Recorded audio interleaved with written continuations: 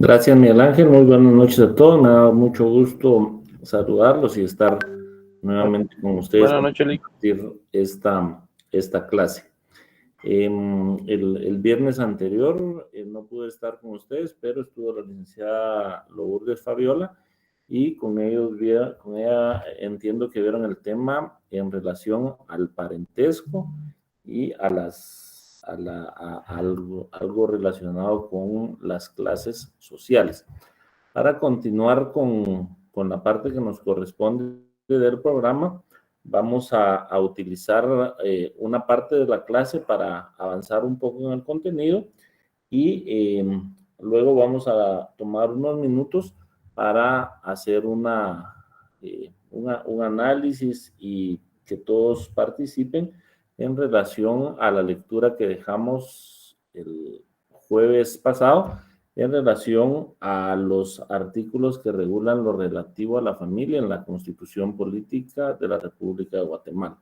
Así que les voy a pedir a todos que tengan a mano su Constitución, porque después de que avancemos un poco en relación al contenido del día de hoy, vamos a estar participando y preguntando en relación a los artículos 47 al 56 de la Constitución Política, que fue la lectura que se dejó para el jueves pasado y que íbamos a dejar un espacio de participación y de discusión. Así que siguiendo con el programa de la clase de sociología, el día de hoy vamos a iniciar a estudiar el tema que se titula el control social. Y digo, vamos a empezar a estudiar porque este es un tema bastante amplio. Hemos tratado de resumirlo de la mejor manera para que se comprenda en la medida de lo posible lo general del control social, pero pues también ustedes deben apoyarse con otras lecturas para que podamos tener un mejor contexto en relación a este término que tiene que ver con la sociología, tiene que ver con el derecho, pero como vamos a ver más adelante, tiene que ver también con la criminología. Así que primero vamos a iniciar definiendo qué es el control social. Esta definición la hemos tomado de la conceptualización o al acuerdo que han llegado varios autores de cómo puede definirse el control social. Y dice que el control social, primero, que es el conjunto de instituciones, el conjunto de estrategias y sanciones sociales que pretenden promover y garantizar el sometimiento del individuo a los modelos y normas comunitarias, los que actúan automáticamente y el ciudadano las aprende inconscientemente. Vamos a regresar un poquito a lo que hemos estudiado en las clases anteriores. Dijimos que la sociología se encarga del estudio de cómo va evolucionando el ser humano en su relación o interacción con otros seres humanos de acuerdo al país o a la cultura que pertenezca, cómo van cambiando sus costumbres, cómo va cambiando su forma de comportarse o cómo va cambiando su dinámica de acuerdo también a los diferentes factores externos que afectan el comportamiento del hombre en sociedad. Y no solamente la relación entre los hombres, sino la relación entre hombre y gobierno, entre hombre y autoridades, porque ya mencionamos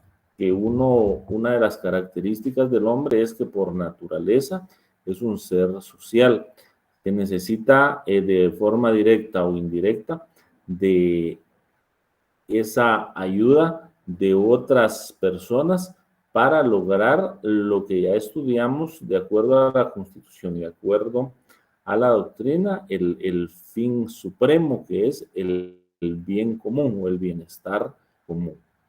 de esa cuenta para que la sociedad pueda funcionar de una manera armoniosa. Es necesario que todos los que conformamos un grupo social, todos los que conformamos una sociedad, pues nos guiemos y rijamos nuestra conducta y nuestra vida de acuerdo a las normas, de acuerdo a las reglas, de acuerdo a las pautas de comportamiento que históricamente se han ido marcando, primero en las tribus, que fueron las primeras organizaciones sociales, y luego en las sociedades como tales. En la sociedad guatemalteca vemos que todos, absolutamente todos los que habitamos en este territorio, estamos sujetos y sometidos a la constitución política, que es la norma máxima de donde emanan todas las leyes ordinarias, y de ellas va a depender la forma como debemos actuar, qué cosas son permitidas y qué cosas no nos permite la ley, qué cosas no conllevan una sanción y qué cosas van a conllevar un castigo, qué instituciones deben formalizarse y cuáles no es necesario que se formalicen. Pero también está definido cuál es el rol que juegan las autoridades a través del aparato estatal para lograr dar a todos los habitantes, en este caso de Guatemala, ese bien común que ya vimos que está plasmado en los primeros artículos de la Constitución Política de la República de Guatemala, y que básicamente garantiza la vida de la vida humana desde la concepción, garantiza la libertad, la justicia, la seguridad, la paz y el desarrollo integral de la persona. Ya vimos también en la parte donde estudiamos la familia, qué significa ese bienestar o esas condiciones mínimas que debe tener un niño, una niña, un adolescente dentro de una familia para que pueda desarrollarse de una manera integral. Entonces, ¿qué es el control social? Bueno, el control social no es otra cosa que todas las normas a través de instituciones, todas las estrategias, es decir, la estrategia es la forma como se diseña el mejor funcionamiento de la sociedad, y las sanciones que se van a imponer a quienes se salgan de lo permitido dentro de un grupo social. De esa cuenta, desde que nosotros nacemos, y así lo dice esta definición, aprendemos como individuos a someternos a los modelos y las normas comunitarias, es decir, a la forma como debemos de comportarnos. Y automáticamente, conforme vamos creciendo y nos vamos desarrollando de manera inconsciente, pues vamos tomando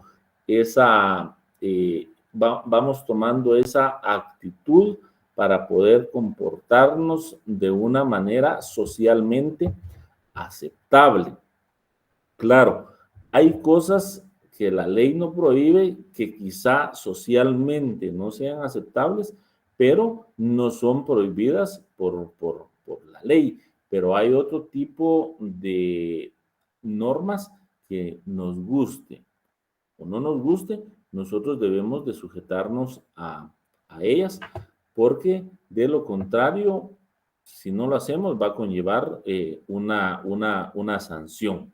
A través del poder estatal vamos a ser sometidos, sancionados y castigados para que reencaucemos nuestra conducta a esas normas que como individuos hemos adoptado dentro del grupo social. Por ejemplo,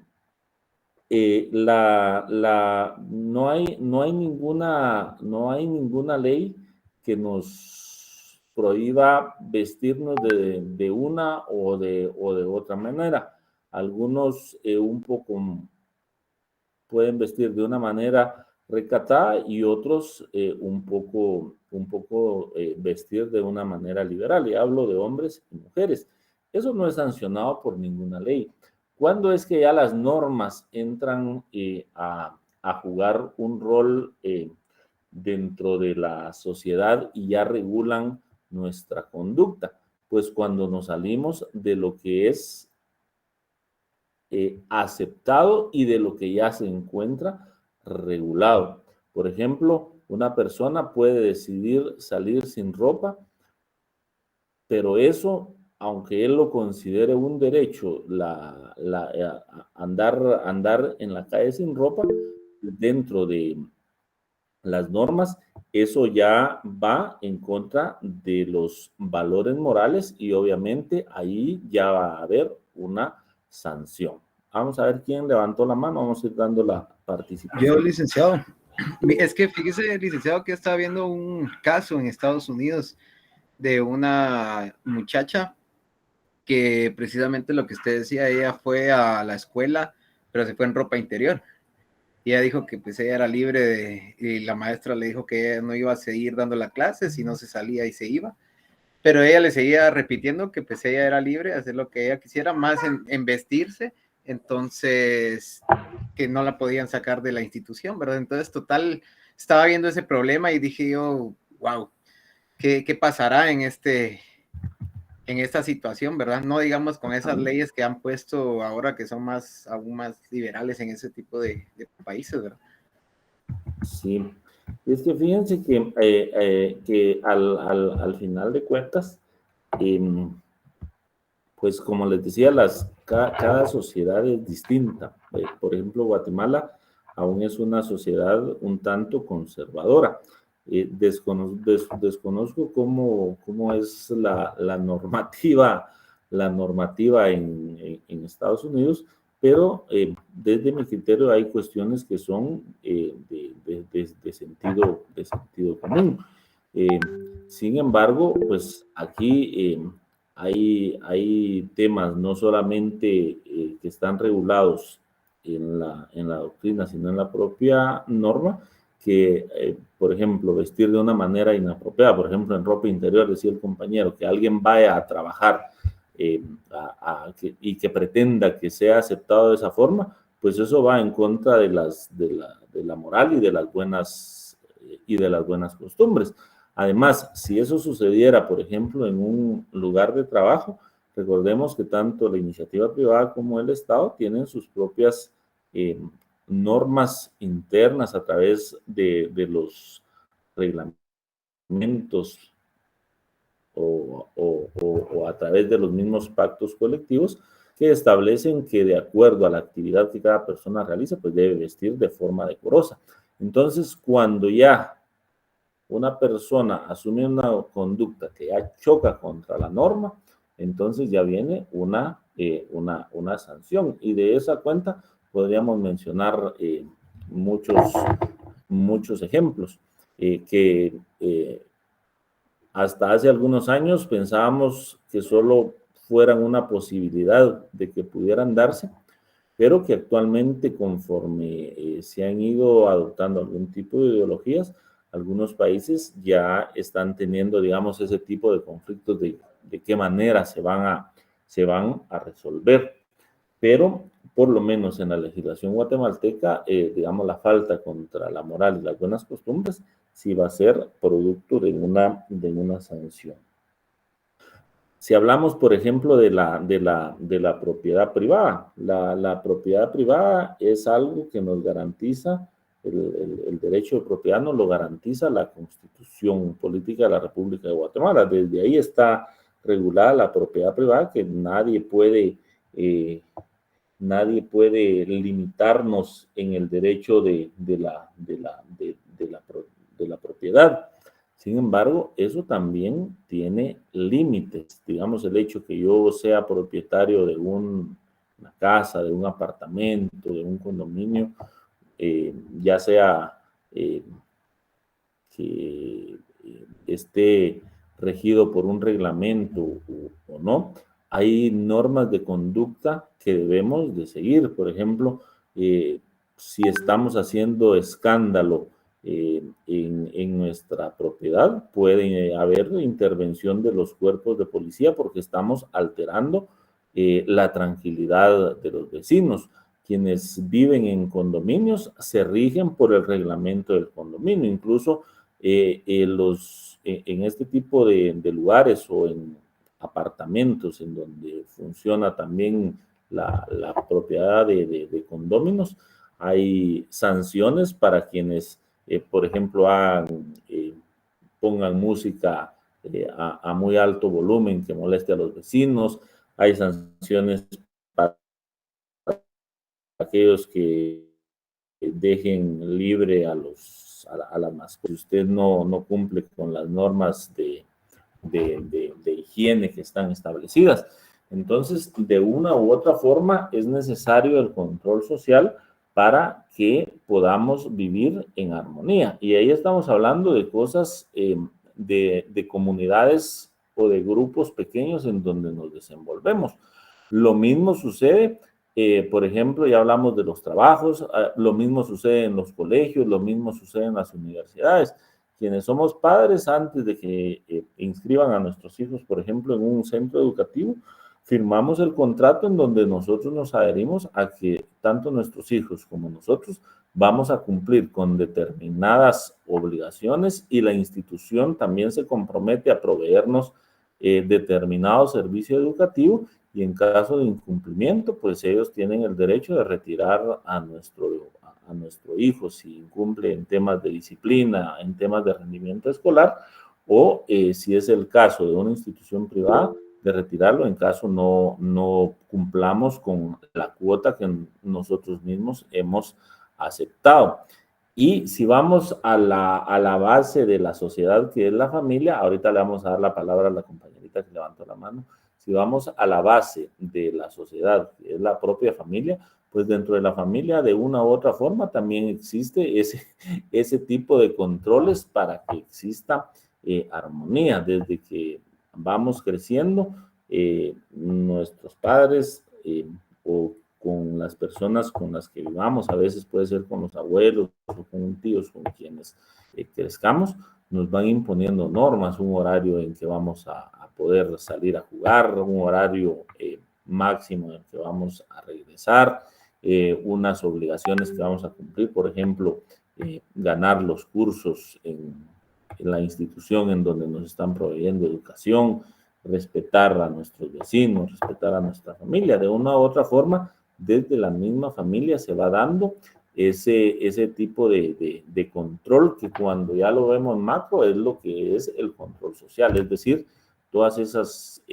normas, todas esas instituciones, todas esas estrategias que buscan la convivencia armoniosa en sociedad y que en caso hay incumplimiento de la misma, el Estado, a través del poder estatal que le ha sido conferido, tiene la facultad de sancionar y de castigar a quienes hagan o realicen conductas que ya riñen con lo que está aceptado por las mismas normas. Vamos a ver, había una compañera que levantó antes la mano, le vamos a dejar la palabra y después a Daniel Humberto. Muy bien, si no está la compañerita, entonces le dejamos el tiempo a Daniel Humberto. No, nada más a razón de comentario, licenciado, con el tema de las normas y las conductas sociales. Por ejemplo, yo soy del interior y hay como ciertos comportamientos que tal vez no están regidos por la ley, pero para la sociedad hay ciertas cuestiones y ciertos comportamientos que en las comunidades, ya sea comunidades mestizas o comunidades indígenas, hay ciertos comportamientos que tal vez no están regidos bajo la ley, pero socialmente sí tienen como un cuestionamiento. Por ejemplo, nada más a razón de comentario, licenciado. Sí, muy bien, efectivamente. Y eso es cierto, hay normas que no tienen una regulación propia como tal, pero que en caso se incumplan, pues sí tienen un reproche de parte de la sociedad. Y de esa cuenta podemos hablar, a mí se me ocurre pensar en las normas de moral y urbanidad. Digamos, en algunas comunidades del interior todavía se mantiene el respeto que los niños y jóvenes deben a los ancianos.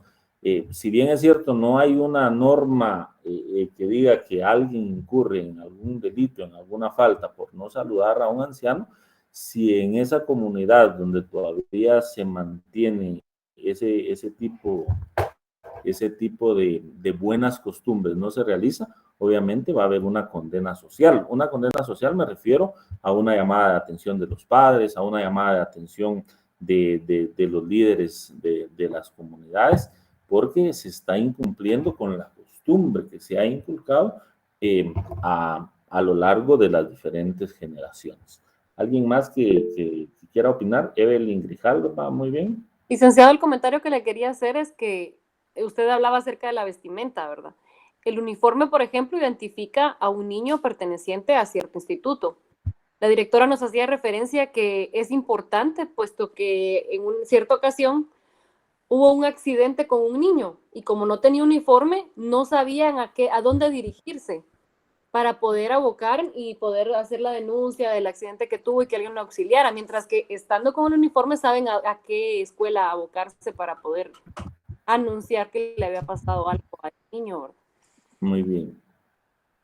Fíjense que sí, y por ejemplo en los colegios e institutos, algunos públicos, otros privados, es obligatorio el uso de uniforme. Recordemos que el uniforme sirve para identificar a un grupo de personas que pertenecen, por ejemplo, a una institución educativa, a una orden religiosa, etcétera, porque esos son los orígenes de los uniformes que identificaban al ejército de un país, a la orden religiosa a un grupo de una orden religiosa.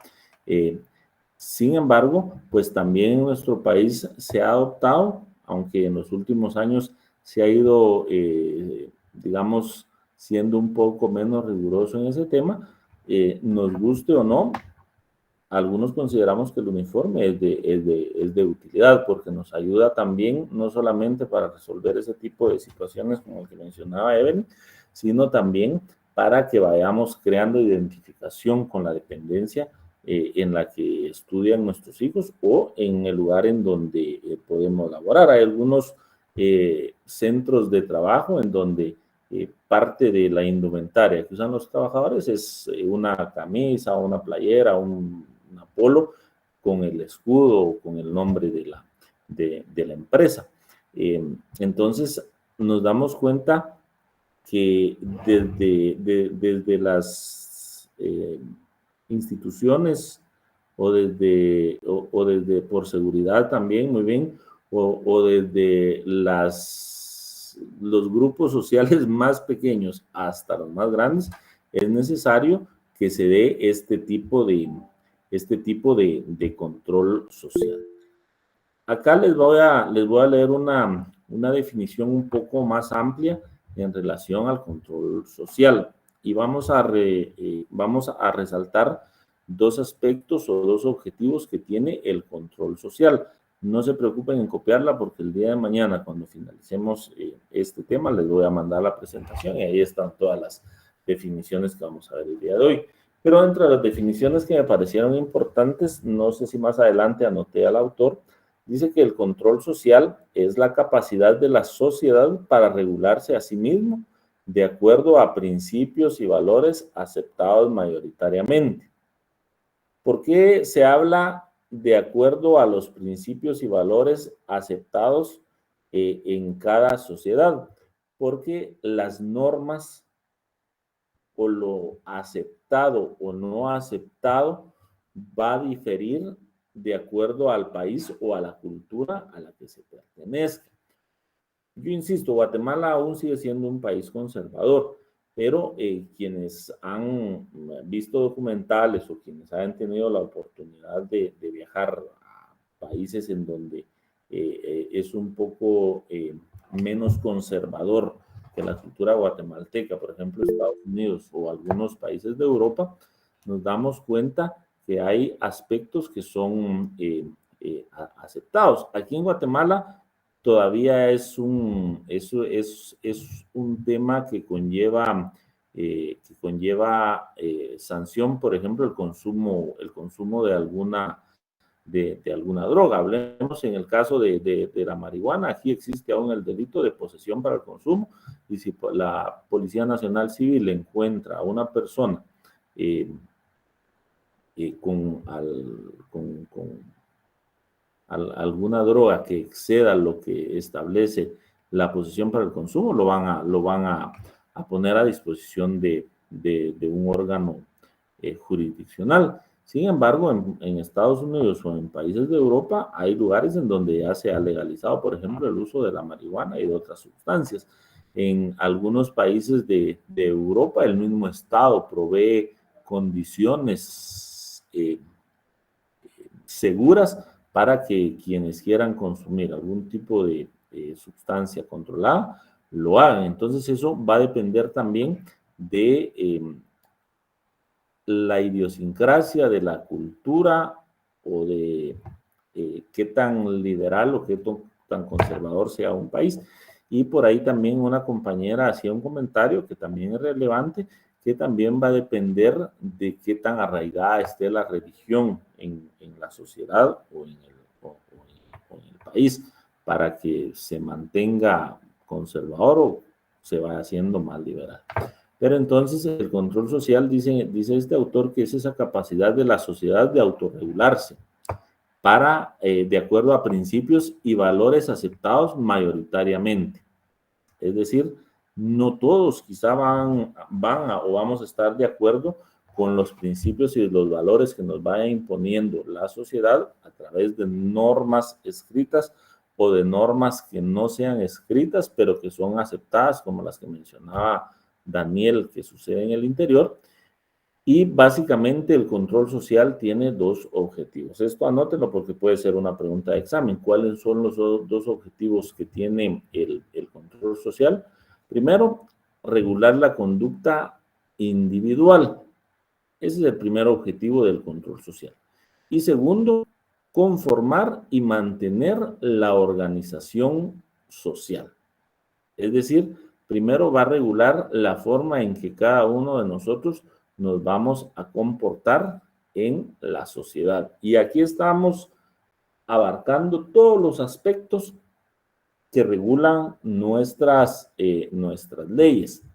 Y segundo, también dice que va a ser un instrumento para mantener la organización social, es decir, para que la sociedad vaya funcionando y caminando de manera armoniosa.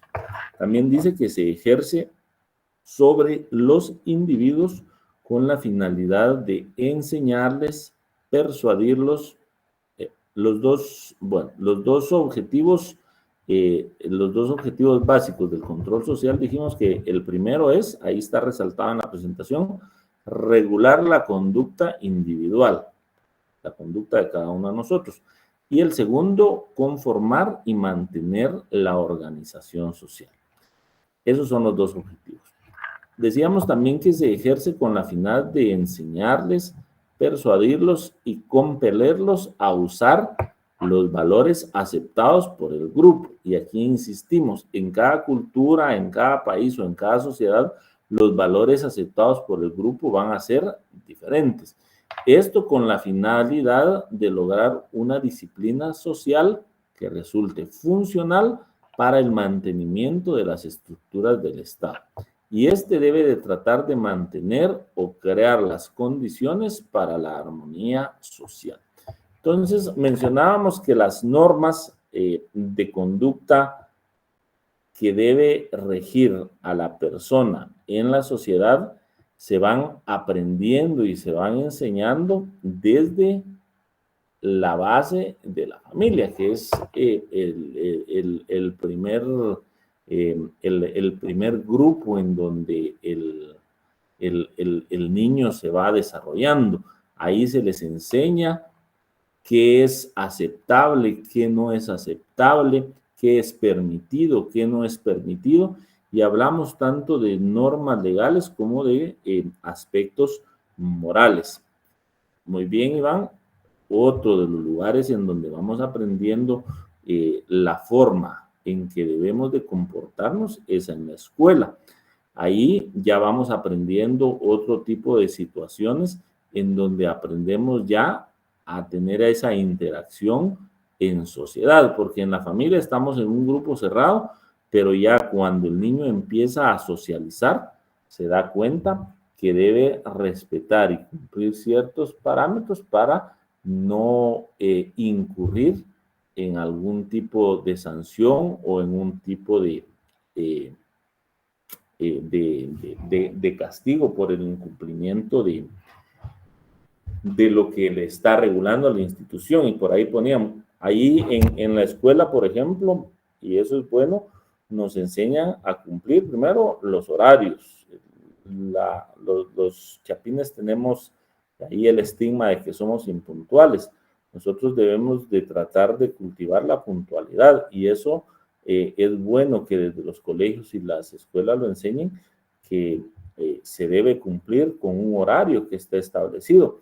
Porque si una persona no se acostumbra a cumplir con un horario desde niño, ya cuando llegue a su etapa productiva y encuentre un trabajo, seguramente va a tener problemas. Y de hecho hay muchas personas que son, que prescinden de sus servicios precisamente porque son impuntuales en su trabajo. Decían por ahí, les enseñan a cumplir que deben entregar las tareas. Obviamente ahí se va enseñando, se va persuadiendo a los niños que deben cumplir con un valor que es la responsabilidad.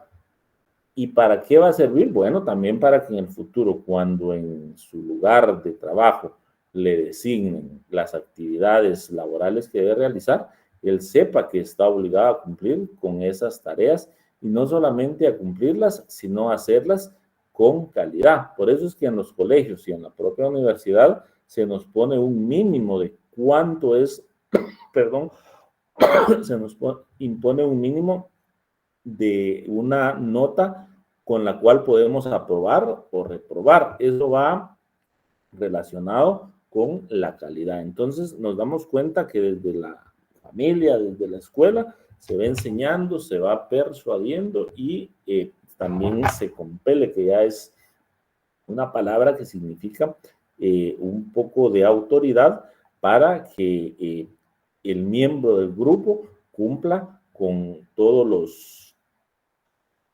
fines que le establece la institución. Sí, obviamente, dentro de la sociedad también debemos de aprender a ser tolerantes y eso creo que lo discutíamos la vez anterior. Cada uno de nosotros, cuando veíamos al individuo, vemos o estudiamos que cada uno tenemos particulares que cada uno tenemos particularidades que nos hacen únicos e irrepetibles. Y parte de esa, de esa propiedad de ser únicos e irrepetibles es que cada uno tenemos una forma de pensar diferente. Y es válido, cada uno podemos creer o no creer de diferente manera en diferentes temas, en temas políticos, en temas religiosos, en temas de valores morales. Pero debemos de aprender a ser tolerantes con aquellas personas que tienen una creencia diferente a la nuestra. Ese es el problema que tenemos, creo yo, actualmente en la sociedad guatemalteca, en donde somos intolerantes a la opinión de los demás. Si alguien no piensa como yo pienso, entonces ya lo estigmatizo como parte de una persona mala, como parte de una persona corrupta. Y lo mismo sucede con el grupo. Si el otro no cree como yo pienso, entonces yo ya lo estigmatizo como una persona que no tiene principios, que no tiene valores.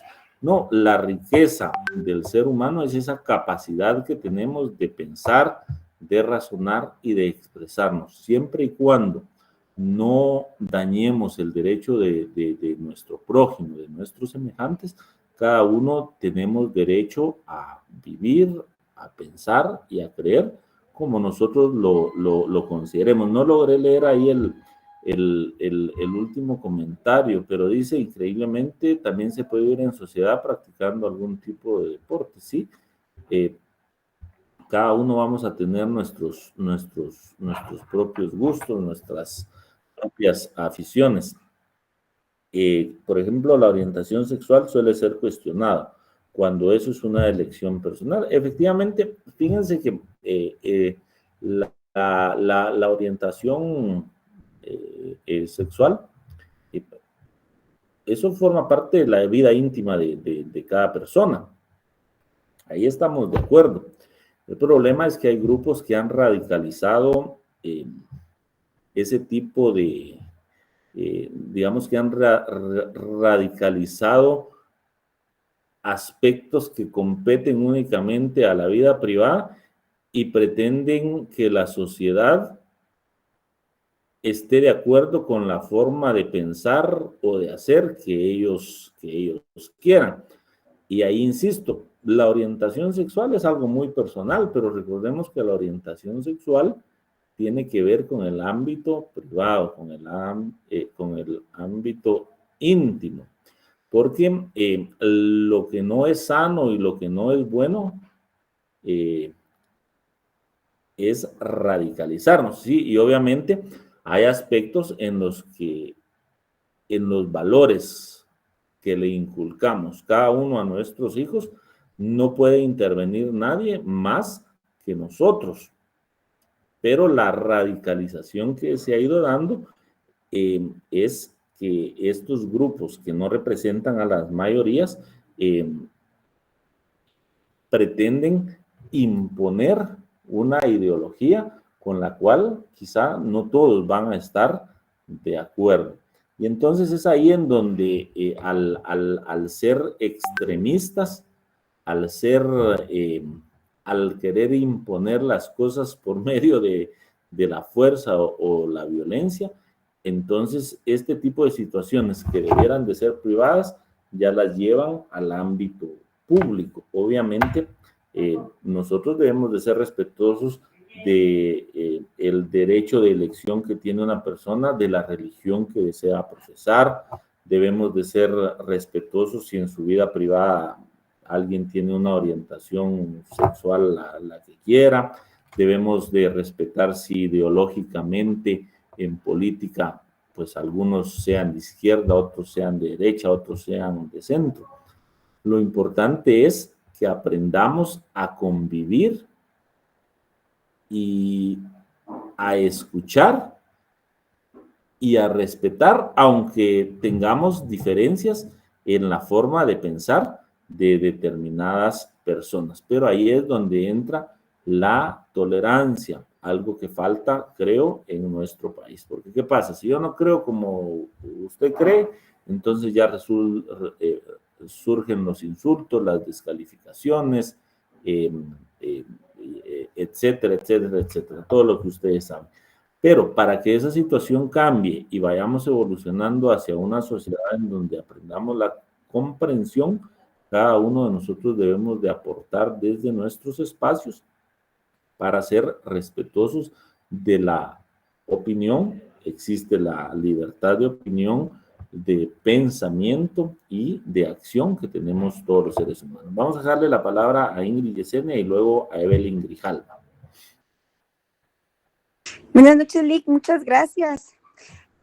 Sí, pues ahí sí que solo creo que también es como un aporte de opinión.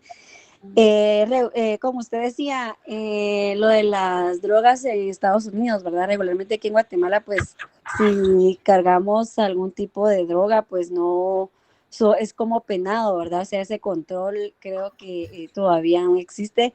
Y sin embargo, pues en Estados Unidos, pues ya es un tema bastante libre, pero sin embargo, considero que sí es necesario que tengamos un control social, porque es como para mantener lo que es la organización, porque yo pienso que si no, ¿cómo regulamos ese control, verdad? Ese control público o el orden público, ¿verdad? Porque en Estados Unidos, sin embargo, aunque ya tengan libertad de ciertas drogas, lamentablemente creo que se les está saliendo como de las manos, porque en ciertos estados de ahí ya han hecho como que han abusado muchísimo de esa droga y ya la gente anda como zombie, anda como perdida y creo que debemos, así como usted lo dijo también, como moralmente, ¿verdad? O sea, tener una moral libre y que sea opcional. Pero yo, para mi punto de vista, considero que sí es importante que se mantenga un control social, logrando también así la igualdad, darle individual, pero también creo que a veces como que no es solo tema de eso, sino que también, por ejemplo, en lo religioso, siento que también como hay otro como tema de control, por ejemplo, también los medios masivos de comunicación, ¿verdad? Y en cierta forma creo que las leyes siguen siendo importantes en una sociedad para normar todo eso, ¿verdad? Para normar nuestra conducta, llevar nuestro orden. Y como usted bien lo decía, creo que al final nosotros seguimos siendo controlados por eso, pero es más que norma para que vivamos, creo que tengamos un orden social. Y para mi punto de vista, considero que sí está bien, ¿verdad? No sé cómo decirle, que no se exceda también, porque al final pues tiene que haber como un equilibrio, porque sin embargo pues nosotros como seres humanos y como ciudadanos muchas veces no nos acatamos a ciertas normas, ¿verdad? Como usted decía, si va una persona desnuda, yo he visto varios casos aquí en Guatemala que van hombres desnudos en todas las vías, o sea, más que todo la vi una en la vía de Transmetro y vi otro por zona 9. Entonces, sin embargo, pues lo único que hace la policía, como puse también ahí, que se los llevan al Federico Mora, ¿verdad? Que es el centro de rehabilitación de personas con salud mental. Entonces, sí creo que si no tuviéramos un orden o un control social, considero que todo el mundo o todos haríamos lo que se nos diera la gana. Entonces es como un aporte. Gracias. Muchas gracias, señor. Sí, y efectivamente, y por ahí un compañero decía, con o sin autorización estatal, el problema del narcotráfico, el problema del consumo de drogas va a continuar. Desde mi punto de vista, yo no soy partidario de legalizar las drogas, porque tal como lo indicaba Ingrid, no se trata únicamente de decir o de dar la libertad, porque al final es un derecho que hacemos con nuestro cuerpo, cómo cuidamos o dañamos nuestro cuerpo. Lo que pasa que el uso de ese tipo de sustancias conlleva a problemas sociales que no se prevén cuando se legalizan. Por ejemplo, la legalización de este tipo de drogas conlleva un problema de salud. Si el Estado va a despenalizar el uso de drogas, tiene que crear las condiciones también para tratar los problemas de salud que genera el consumo de este tipo de sustancias. Por ejemplo, en nuestro país aún estamos muy lejos de tener sistemas de salud que respondan por lo menos a la salud preventiva y a la salud curativa de la mayoría de la población. Ahora imaginémonos cómo va a responder ante el tipo de cuidados que necesita una persona que se le abre la puerta para que consuma libremente algún tipo de estupefacientes. Entonces, va más allá de simplemente decir, bueno, es la decisión y es la vida de cada quien.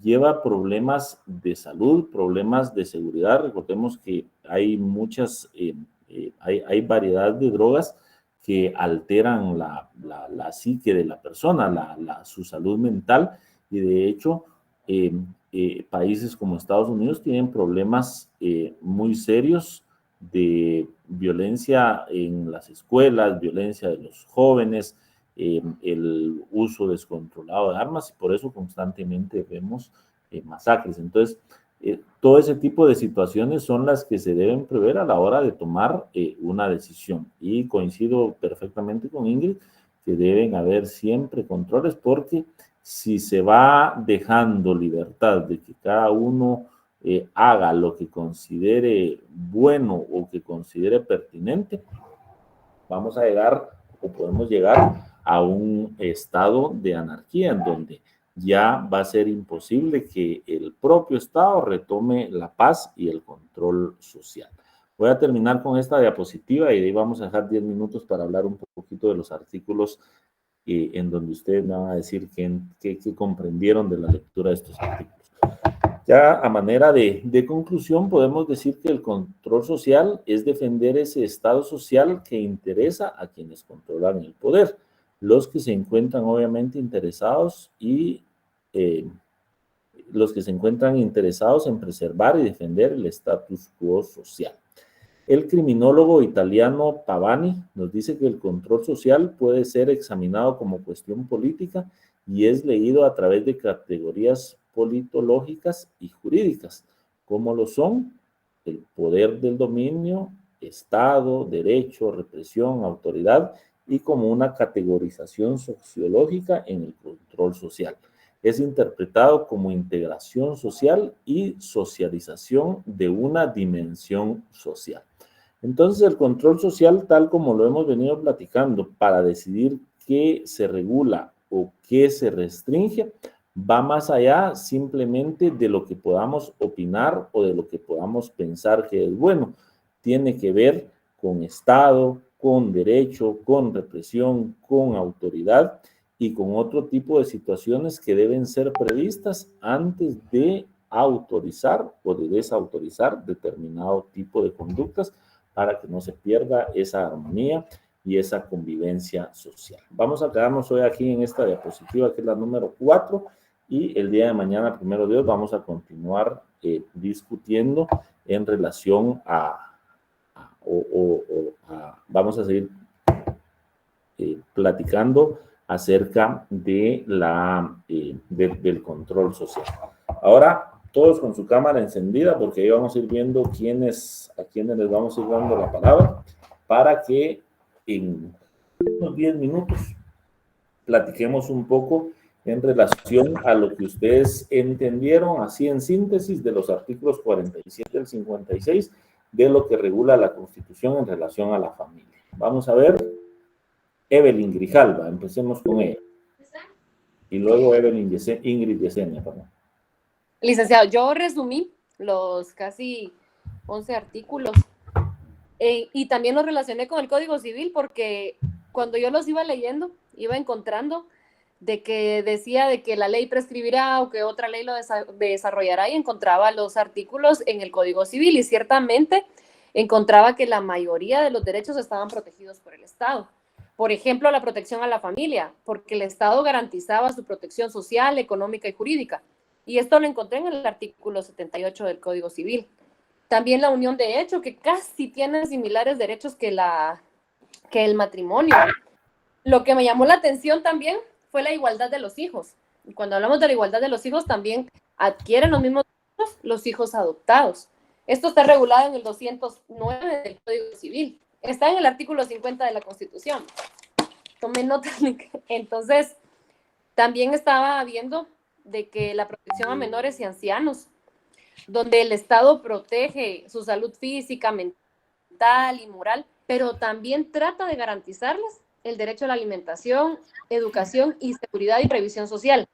Hace poco vi unos programas que los están anunciando donde si es anciano, yo imagino que primero hacen un estudio socioeconómico, pero que ahora ellos tienen derecho a 500 quetzales, creo yo, como pensión, cuando les hacen ese estudio. Y también acerca de la maternidad. Y lo que le quiero hacer en síntesis es de que todos estos artículos, para mí, están relacionados acerca de la familia, su protección y quiénes eran los que trataban o quiénes eran los encargados de esta protección.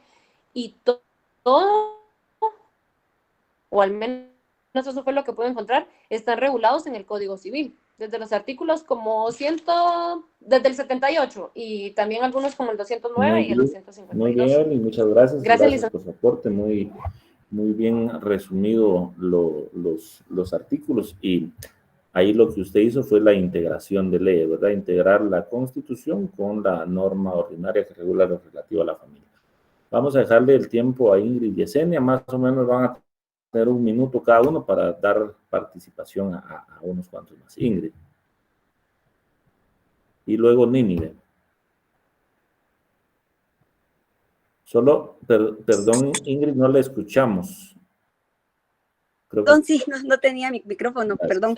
Sí, coincido con mi compañera, también está relacionado con el Código de Familia, pero yo también le aportaría lo que es el convenio económico, social y cultural de los derechos humanos, porque también tenemos ese convenio donde nos habla de lo que es la familia, la integración de los derechos del niño y del adulto mayor.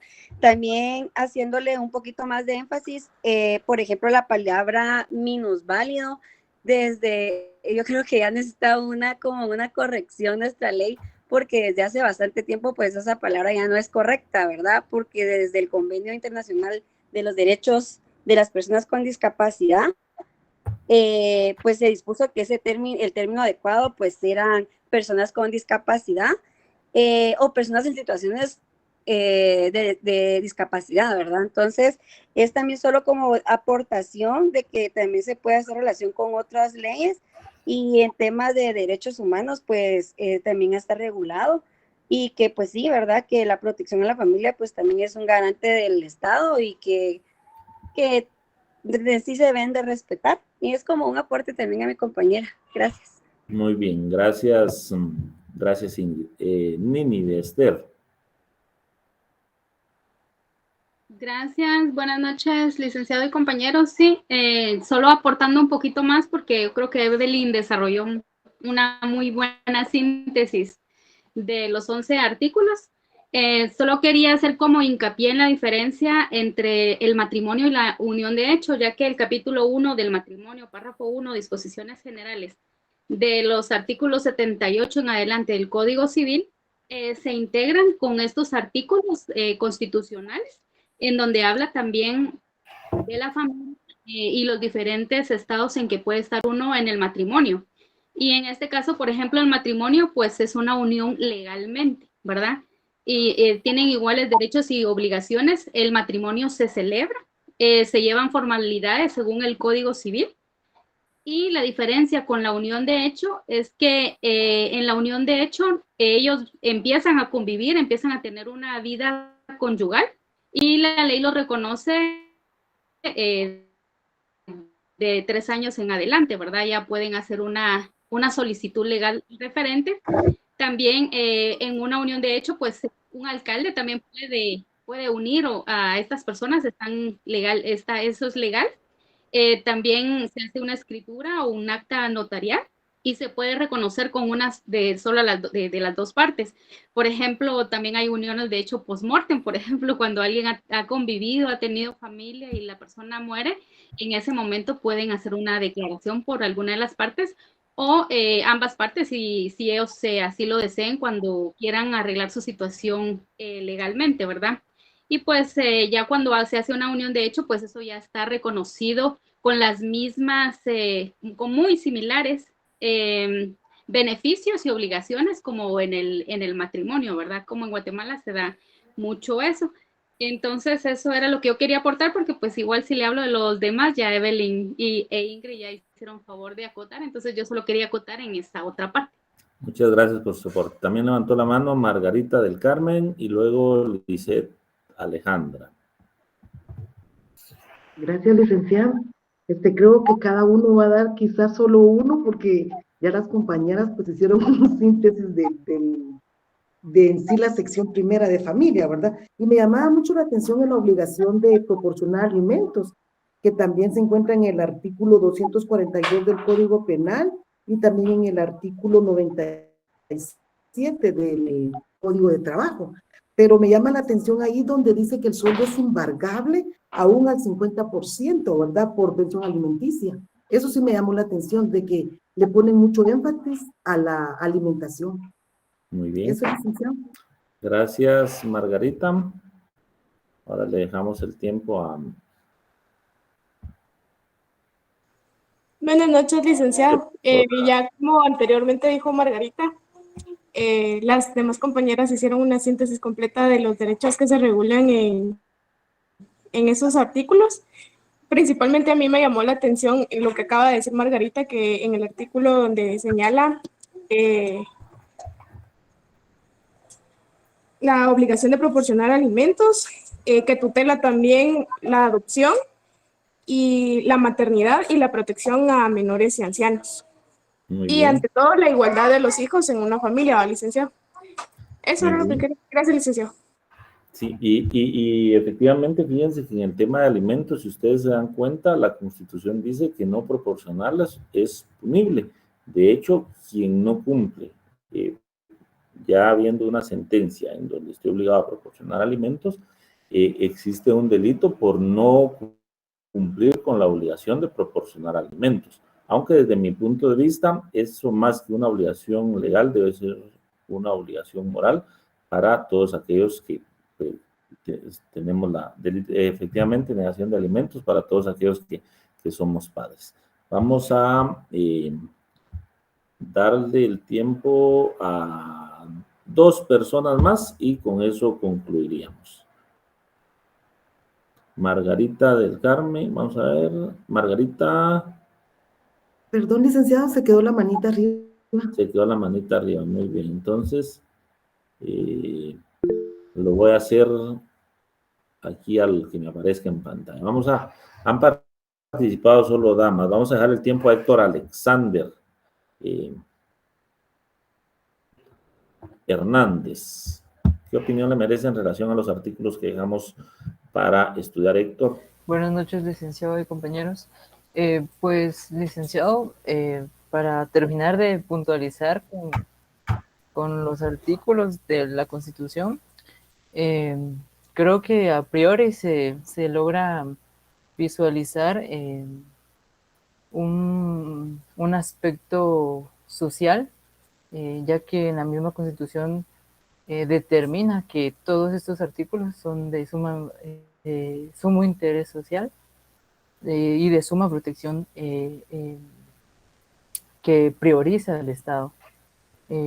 Como por ejemplo el delito de, bueno, el artículo de obligación de proporcionar alimentos, que está tipificado en el Código Penal, y el que más me llamó la atención fue el artículo 52 de maternidad, que si no estoy mal, este podría ser un fundamento para la prohibición del aborto.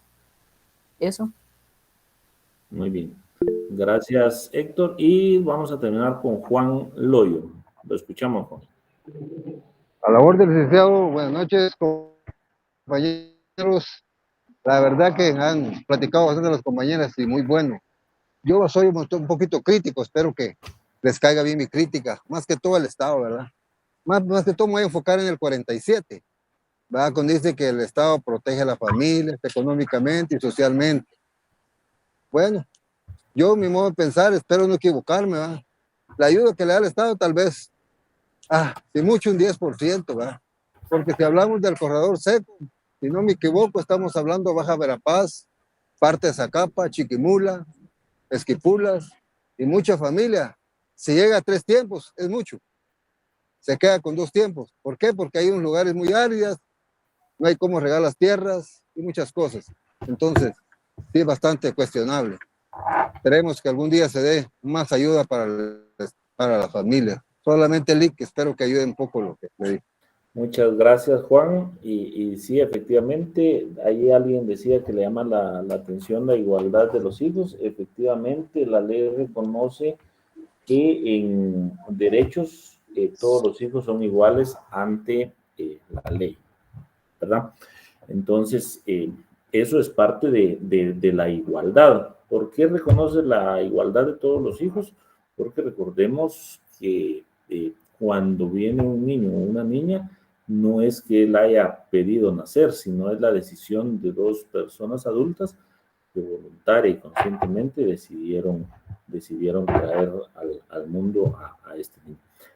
Déjenme felicitar a los que participaron. Me encantó su participación, porque no se quedaron únicamente con los artículos constitucionales, sino que ya fueron integrando la ley específica del tema que estábamos tratando. Eso habla muy bien de los que lo hicieron de esa manera. Estoy seguro que la mayoría lo hicieron así. De verdad, yo los motivo a que los que asisten regularmente a estas clases virtuales lo sigan haciendo.